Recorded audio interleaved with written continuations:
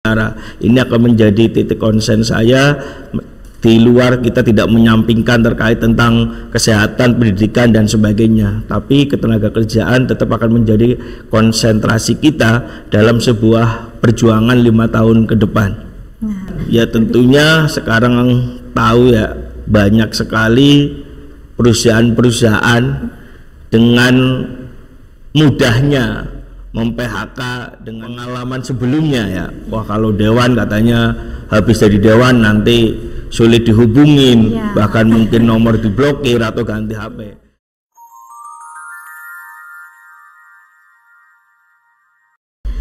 Halo Sobat Urban, balik lagi sama saya Adelia Putri dalam podcast Urban CTV at Polaksmal Cikarang dalam segmen PWR, Podcast Wakil Rakyat.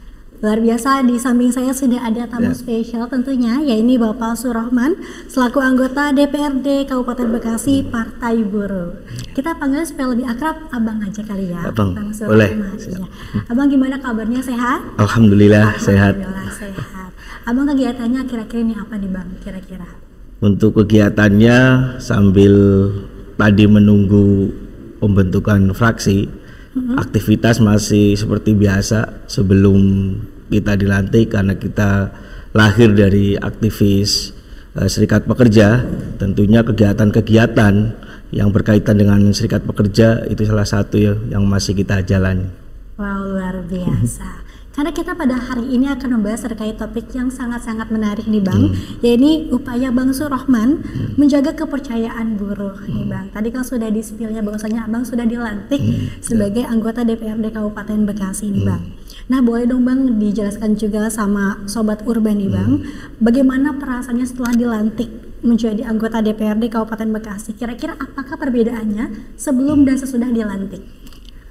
Kalau terkait perbedaan, tentunya tidak ada sebuah perbedaan baik sebelum dan sesudah dilantik, karena tentunya saya lahir dari organisasi serikat pekerja atau serikat buruh yang tentunya dalam sebuah proses perjalanan dari menuju parlemen semua karena support dari kawan-kawan buruh yang ada di Kabupaten Bekasi. Luar biasa, Masya Allah. Nih Bang, tadi kan Abang juga sudah menjelaskan bahwa memang Abang itu menjadi seorang buruh ya Bang ya. Bang Surahman tercatat sebagai ketua PUK Namiko dan juga bekerja di pabrik tersebut nih Bang. Lalu bagaimana sekarang Bang? Apakah masih terus dalam PUK tersebut atau dilepas nih Bang? Karena sudah menjabat sebagai anggota DPRD Kabupaten Bekasi. Siap. Dalam proses sebuah perjalanan, tentunya sebelum saya direkomendasi waktu itu di Dapil 1 yang meliputi 5 kecamatan, saya sudah aktif bekerja di PT Namiko Indonesia Komponen, tepatnya di kawasan Egypt. Dan saya bekerja udah kurang lebih 15 tahun. Dan masuk di aktivis serikat pekerja tingkat perusahaan kurang lebih 10 tahun dari 2012. Dan tentunya hal ini karena nggak ada aturan untuk kita lepas, kemungkinan saya statusnya masih di buruh pabrik, dan ini pun akan membantu kinerja saya karena saya statusnya masih buruh pabrik, bagaimana nanti menyerap sebuah aspirasi, sebuah dan paham tentang permasalahan-permasalahan tentang perburuan. Dan ini pun udah kita diskusikan juga dengan manajemen, baik manajemen lokal maupun manajemen Jepang, terkait nanti status saya baik sebelum pelantikan maupun pasca pelantikan, bahwa status saya masih buruh pabrik. Seperti itu. Nah Bang, tadi Abang berbicara terkait proses perjalanan nih Bang. Bagaimana sih proses perjalanannya Bang Surahman dari dulunya itu seorang buruh sampai akhirnya menjabat sebagai anggota DPRD? Mungkin kan ada hal-hal yang mendasari Abang nih kira-kiranya sampai akhirnya menjadi seorang anggota DPRD Kabupaten Bekasi. Kalau dari awal mungkin karena saya sendiri nggak ada patron politik, ya kan, dan ini menjadi hal yang baru dan amanat baru di saat saya direkomendasi waktu itu di Dapil 1, karena di Dapil 1 sendiri adalah merupakan basis buruh dan perumahan para buruh juga.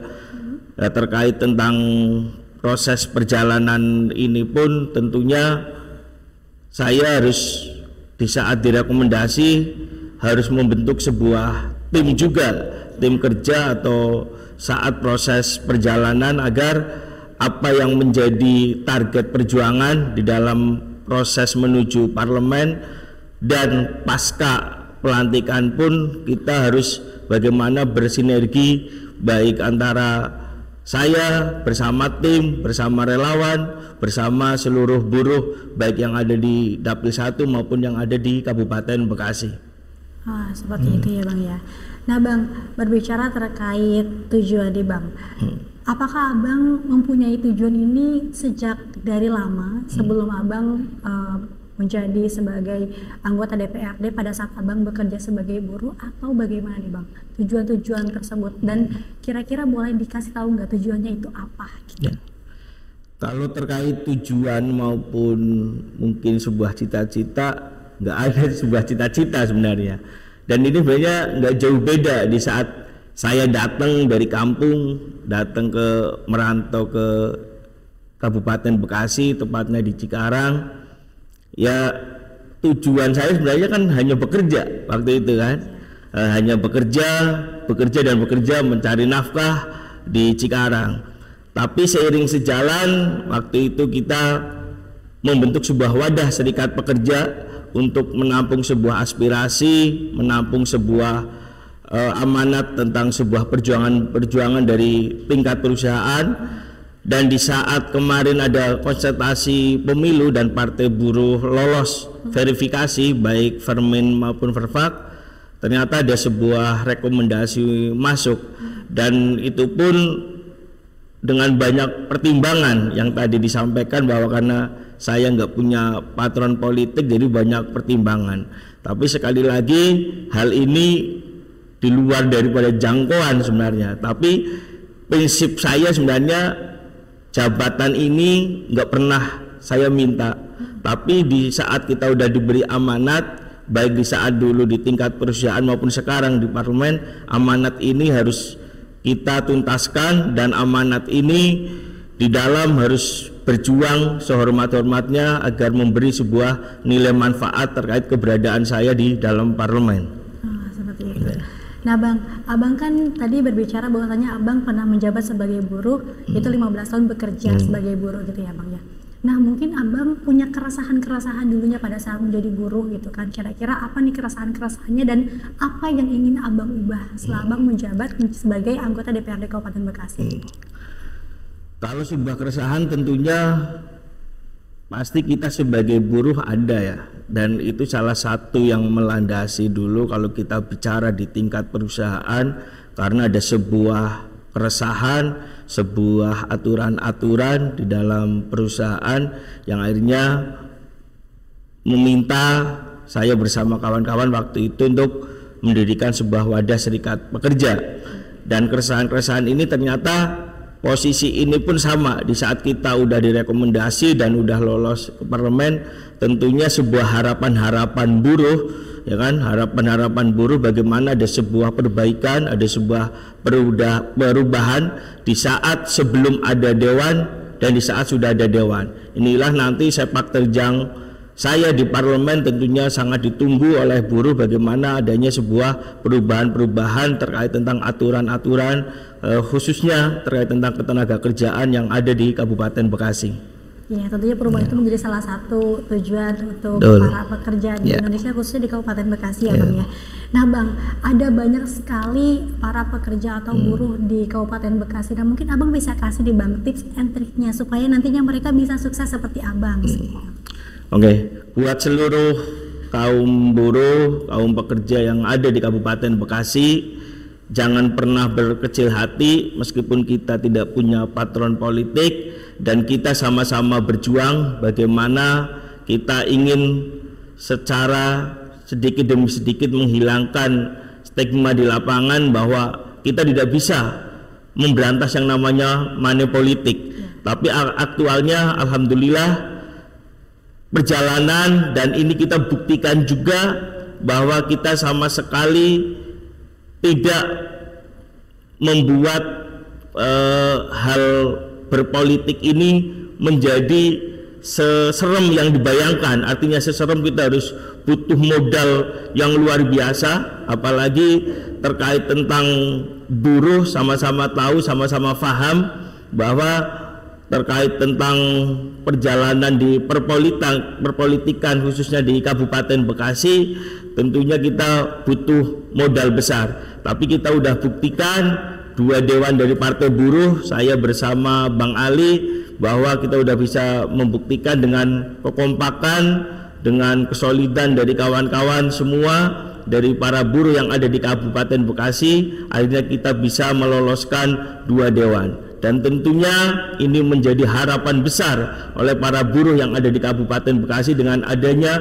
2 dewan ini sekaligus akan menjadi role model buat di 2029. Artinya perjalanan 2024 menuju 2029 sangat ditunggu. Sepak terjang bagaimana kinerja saya bersama Bang Ali agar di 2029 bisa menambah jumlah kursi, tentunya menjadi harapan seluruh masyarakat maupun khususnya buruh di Kabupaten Bekasi. Wow, amin amin, luar biasa sekali ya Bang Surahman. Nah Bang, kita next question nih Bang. Untuk penempatan AKD nih Bang, ada informasi bahwasanya Abang akan mengisi Komisi 4 yang membidangi kesehatan, pendidikan dan juga ketenaga kerjaan Bang. Apakah memang bidang tersebut sudah sesuai dengan keinginan Abang atau belum Bang? Ya tentunya dengan tadi udah saya sampaikan bahwa saya lahir dari buruh, dan tentunya kinerja sepak terjang kita sangat ditunggu dan diharapkan oleh seluruh buruh yang ada di Kabupaten Bekasi. Dengan nanti saya masuknya di Komisi 4, tentunya ini akan menjadi sebuah harapan baru buat seluruh buruh yang ada di Kabupaten Bekasi. Salah satunya membidangi tentang ketenaga kerjaan, pendidikan, kesehatan, dan ini pun yang akan ditunggu. Dan sebenarnya kalau ada yang menyampaikan nanti perjuangan bukan hanya buruh saja, sebenarnya tidak, karena hampir sekarang dari strukturan RT RW para buruh sudah mengisinya. Jadi nanti sangat sinergi kita di lapangan ini terus ada ya antara buruh dan masyarakat, karena dari posisi struktural RT RW udah banyak diisi oleh kaum buruh yang ada di Kabupaten Bekasi. Nah Bang, berbicara tentang perubahan Bang, tentunya ada hal-hal yang harus kita persiapkan dan ada hal-hal yang harus kita fokuskan. Nah untuk Bang Surahman tersendiri Bang, apakah ada yang menjadi fokus bagi Bang Surahman sampai nantinya 5 tahun ke depan? Ya, tentunya kalau soal fokus tentang perjuangan, ya pastinya kalau saya di Komisi 4 fokusnya nanti terkait tentang ketenaga kerjaan.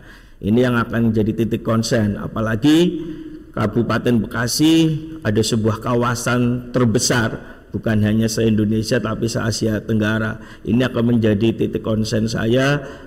Di luar kita tidak menyampingkan terkait tentang kesehatan, pendidikan dan sebagainya, tapi ketenaga kerjaan tetap akan menjadi konsentrasi kita dalam sebuah perjuangan 5 tahun ke depan. Nah, berbicara terkait isu ketenaga kerjaan nih Bang, kira-kira apa yang nanti akan Bang Surahman dorong terkait hal tersebut? Terkait tenaga kerjaan, ya tentunya sekarang tahu ya banyak sekali perusahaan-perusahaan dengan mudahnya mem-PHK, dengan mudahnya mem-PHK dengan tanpa dasar, tanpa alasan tertentu, tiba-tiba ada sebuah PHK, bahkan ada indikasi ada union busting tentang pemberantasan serikat pekerja. Nah itu salah satu nanti hadirnya saya sebagai fungsi kontrol, fungsi pengawasan terkait tentang perusahaan-perusahaan yang sudah melakukan hal-hal yang tadi saya sebutkan, biar untuk meminimalisir terkait hal-hal itu. Karena banyak sekali isu-isu tersebar ya Bang, khususnya isu ketenaga kerjaan. Mudah-mudahan dengan Abang bisa membawa dampak positif nantinya untuk para buruh, apalagi terkait isu ketenaga kerjaan seperti itu. Nah Bang, next question Bang, untuk merawat komunikasi nih Bang dengan masyarakat, terutama konstituen. Nah Bang, tentunya kan masyarakat itu menjadi salah satu penampung aspirasi yang nantinya akan dibicarakan atau mungkin nanti akan diajukan kepada para anggota DPRD nih Bang. Bagaimana nanti Abang mencari cara agar Abang bisa menempuh hal tersebut? Oke. Ini salah satu saya yang lakukan bersama tim sebelum kita pelantikan, bahwa saya bersama tim sudah melakukan roadshow ya kan di Dapil 1 khususnya terkait bagaimana cara merawat sebuah konstituen, merawat terkait tentang pemilih kita, karena basis kita adalah buruh. Dan ini salah satu komitmen saya bahwa sebelum dan sesudah saya tidak akan membubarkan relawan, tidak akan membubarkan tim, termasuk di grup-grup ya, di grup-grup WhatsApp kita nggak akan bubarkan. Dan sebagai langkah saya adalah agar saya nanti konsentrasi saya untuk bekerja di dalam biar bisa maksimal dan totalitas, tentunya kita harus sinergi antara di dalam dan di lapangan. Terkait tentang di lapangan, bahwa kita sudah sepakat bahwa semua komunikasi adalah satu pintu, para relawan ke tim dan langsung ke ketua tim pemenangan. Ini salah satu yang kita bangun komunikasi agar semua ngerasa tidak terabaikan. Ini bentuk merawat sebuah tim, sebuah relawan di lapangan. Jadi saya akan konsentrasi bekerja di dalam parlemen, di lapangan komunikasi tetap berjalan, termasuk terkait tentang kunjungan-kunjungan, silaturahmi, komunikasi, semua tersentral dari relawan ke ketua tim pemenangan. Ini salah satu konsep yang kita bawa di saat kita melakukan roadshow di Dapil 1. Sekali, karena tentunya komunikasi menjadi salah satu hal yang sangat-sangat penting di kehidupan, terutama nantinya antara masyarakat dan juga Abang sebagai anggota DPRD Kabupaten Bekasi seperti itu. Nah Bang, boleh tahu nggak sih Bang, kira-kira target Abang sendiri itu apa ya Bang?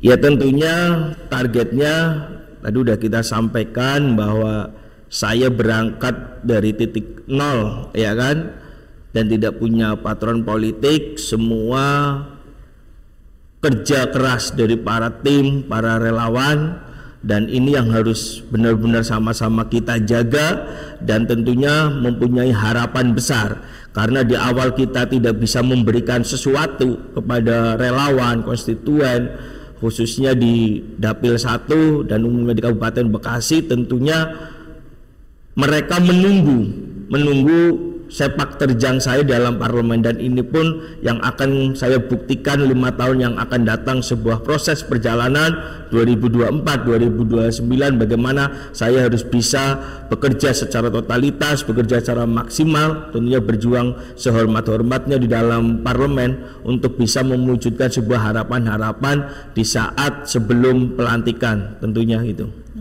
Karena tentunya nggak hanya proses, tapi nantinya semoga ada progres ya Bang ya, yang bisa berdampak positif untuk perubahan kita tentunya. Nah Bang, banyak konstituen yang mengeluhkan ketika jadi dewan itu nanti sulit dihubungi gitu ya. Nah apakah Abang punya saluran komunikasi tersendiri untuk nantinya bisa menyampaikan di masyarakat aspirasi-aspirasi mereka kepada Abang? Ya, nah ini salah satu mungkin hal-hal pengalaman sebelumnya ya. Wah kalau dewan katanya habis dari dewan nanti sulit dihubungin, bahkan mungkin nomor diblokir atau ganti HP. Ya ini pun insya Allah tidak akan terjadi pada saya, dan ini pun kita sampaikan yang tadi udah saya sampaikan, salah satu hasil roadshow di Dapil 1 bahwa semua komunikasi akan tersentral, bahwa ini salah satu bentuk menjaga sebuah komunikasi, dan nanti pasti tim langsung komunikasi dengan saya, dan ini kita pastikan ya kan, kita pastikan bahwa kita tidak akan sulit untuk dihubungi atau ditemuin, apalagi dengan tekad yang kita sampaikan juga bahwa status saya masih buruh pabrik. Artinya status saya masih buruh pabrik, pabriknya jelas di kawasan Egypt di PT Namiko Indonesia Komponen, dan tempat tinggal saya juga masih di Mega Regency, dan tim juga masih utuh, baik dari struktural ketua tim pemenangan sampai kerelawannya masih utuh. Itu salah satu bentuk untuk menjaga sebuah komunikasi, dan ke depan ini untuk menepis sebenarnya bahwa ini kita harus buktikan bahwa oh ternyata proses ini yang harus kita jaga agar kita bisa terus bersinergi, bukan hanya saat 14 Februari 2024, tapi bagaimana kita bisa menjaga, mengawal proses perjalanan dari 2024 sampai 2029. Tentunya hal-hal ini yang harus terus kita jaga. Nah, apakah tadi Abang akan membuat salah satu platform atau saluran sebagai penghubung Abang dan juga masyarakat nantinya? Kalau itu sebenarnya sudah mulai berjalan ya, artinya kalau soal penghubung kita udah satu titik bahwa komunikasi semua tersentral di ketua tim pemenangan dalam hal ini untuk menjaga sebuah komunikasi dari tingkat grassroots atau relawan ke tim, nanti langsung ke ketua tim pemenangan. Nah, hal ini yang salah satu yang tadi berkali-kali saya sampaikan, bagaimana kita merawat, menjaga konstituen, termasuk kalau hal-hal ke depan ada sebuah aspirasi dan sebagainya, biar semua bisa tersentral. Luar biasa. Nah Bang, seperti yang kita tahu ya Bang, di pundak Abang ini kan tentunya ada banyak sekali harapan-harapan dari para kaum buruh untuk nantinya Abang emban gitu, akan Abang realisasikan gitu. Dan tentunya Abang sadar akan hal itu. Apakah Abang merasa terbebani atau tidak Bang? Sebenarnya kalau terbebani atau enggak kita udah terbiasa ya, kalau bekerja dalam tekanan udah biasa. Tapi setidaknya ini akan menjadi catatan penting buat saya untuk 5 tahun yang akan datang. Karena kalau bicara gambaran ini beda-beda tipis sebenarnya ya, perjalanan saya di tingkatan unit kerja ini beda tipis, termasuk di saat saya proses perjalanan nanti kan sebenarnya hanya pindah tugas.